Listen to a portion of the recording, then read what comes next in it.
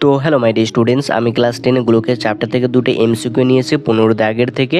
তো 15 দাগের এ 2 নম্বর অঙ্কটি বলেছে দুটি নিরেট গোলকের আয়তন অনুপাত 1:8 হলে তাদের বক্রতলের ক্ষেত্রফলের অনুপাত কত। যদি এরকম অঙ্ক থেকে যদি আয়তন অনুপাত বলে, তো প্রথমে ফার্স্ট তোমরা এটাকে কী করবো বলতো, ঘনমূল করবা। ঠিক আছে, যদি আয়তন বলে তাহলে ঘনমূল করবা, তাহলে 1-এর ঘনমূল কত বলতে 1ই হয় এবং 8-এর ঘনমূল কত বলতে 2 হয়। ঠিক আছে, তারপর বলেছে তাদের বক্রতলের ক্ষেত্রফল অনুপাত, যেহেতু ক্ষেত্রফল বলেছে তাহলে স্কয়ার করে দেওয়া, তাহলে 1-এর স্কয়ার করলে কত 1 হয়, আর 2-এর স্কয়ার করলে কত হলো 4 হয়, মানে কি কত বলো তো 1:4। তাহলে কোনটা অ্যান্সার হলো তো বি নাম্বারটা।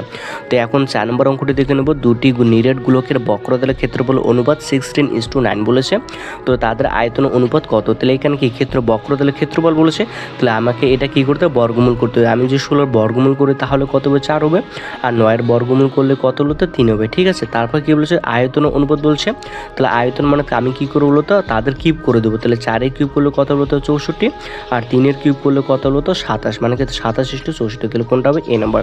তো স্টুডেন্টস ভালো লাগলে লাইক কমেন্ট শেয়ার এবং সাবস্ক্রাইব করবে।